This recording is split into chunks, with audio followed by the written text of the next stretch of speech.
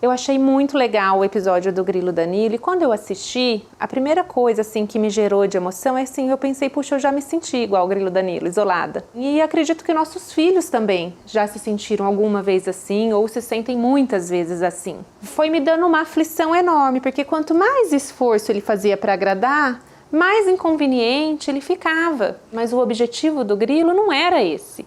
Ser exibido, se gabar, não era esse. Ele queria ter amigos, ele estava tentando agradar. E ele não conseguia perceber que o melhor mérito que ele tinha, que era ser campeão, era o que estava afastando ele dos outros grilos. E muitas vezes nossos filhos também fazem o melhor que eles podem.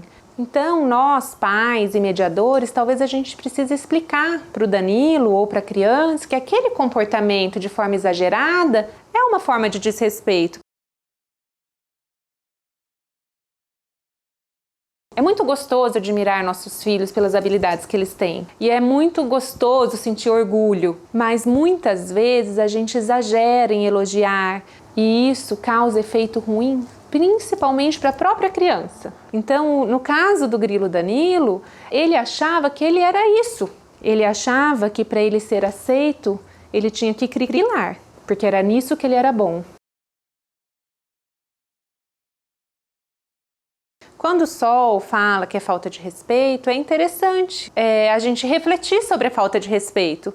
Porque talvez, se essa história já tivesse se repetido uma vez, Grilo Danilo estivesse fazendo isso de novo, talvez fosse falta de respeito mesmo, mas talvez seja falta de informação, porque na minha percepção, o Danilo estava com dificuldade de perceber o efeito do comportamento dele e não desrespeitando.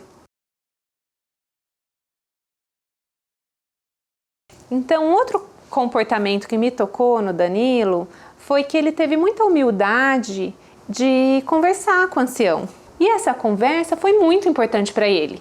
A didática do ancião conversar com o Danilo funcionou naquele momento, foi válida. Porém, nem sempre a gente pode usar essa inversão de papel como tática. A gente não pode imitar o comportamento dela em todos os momentos. Se ela te bateu, você não vai bater nela, você depende da palavra que ela usou, você não vai usar a mesma palavra que ela. Agora, é claro que é muito importante na aprendizagem você fazer o questionamento socrático e fazer a criança analisar e perceber o que está acontecendo. É melhor do que você dar o bolo pronto. Criar estratégias para que a criança perceba o efeito do comportamento dela no outro e perceba que esse comportamento gera uma consequência ruim para ela, de afastar ela dos amiguinhos. Então, fica um alerta para a gente analisar um pouquinho o comportamento dos nossos filhos também e saber classificar de forma correta. E para a gente conseguir classificar de forma correta, a gente tem que se aprofundar, a gente tem que descer no nível deles, conversar, entender o que está se passando ali. Quando ele foi conversar com um ancião, rapidamente ele corrigiu o que ele estava fazendo. É legal que a Priscila perdoou, né, o Danilo e começou uma amizade ali, apesar de tudo.